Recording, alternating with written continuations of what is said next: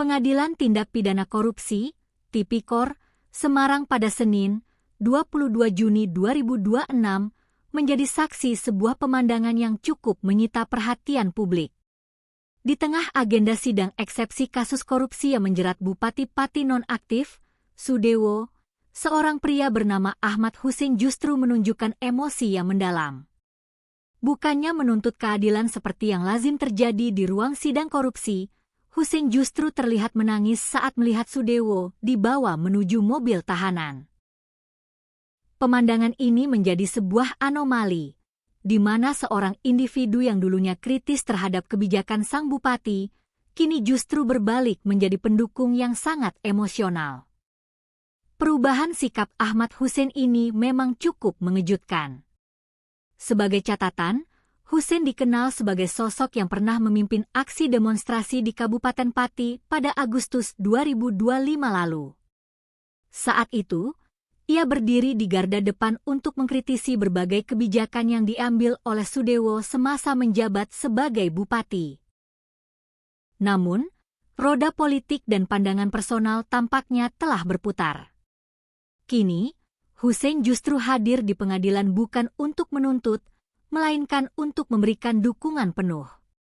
Bahkan, ia terekam melakukan aksi simbolis dengan menaiki pagar pengadilan, sebuah tindakan yang mencerminkan keyakinan pribadinya terhadap nasib sang mantan bupati. Tidak hanya sampai di situ, dalam luapan emosinya, Hussein juga terlihat bersimpuh atau melakukan sungkem kepada Atik Kusdarwati, istri dari Sudewo, tepat di halaman pengadilan. Di depan massa aksi lainnya, Hussein dengan tegas menyatakan bahwa Sudewo hanyalah korban dari situasi politik di Kabupaten Pati.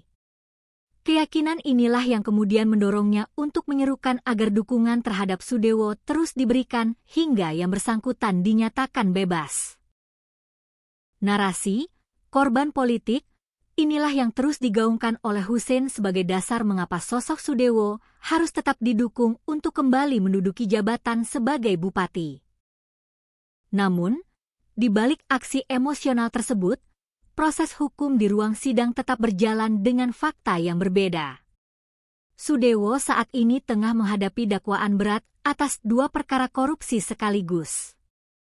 Pertama, perkara di Direktorat Jenderal Perkeretaapian, DJKA, Kementerian Perhubungan, yang terjadi saat ia menjabat sebagai anggota Komisi 5 DPR RI. Kedua, kasus penyalahgunaan kekuasaan terkait pengisian perangkat desa di Kabupaten Pati pada tahun 2026. Jaksa Penuntut Umum, Luhur Supriyo Hadi, dalam dakwaannya menegaskan bahwa terdakwa diduga menyalahgunakan kekuasaan dan hukum untuk kepentingan pribadi atau pihak lain. Aksi Hussein di pengadilan tentu memberikan warna tersendiri dalam potret penanganan kasus korupsi di Indonesia.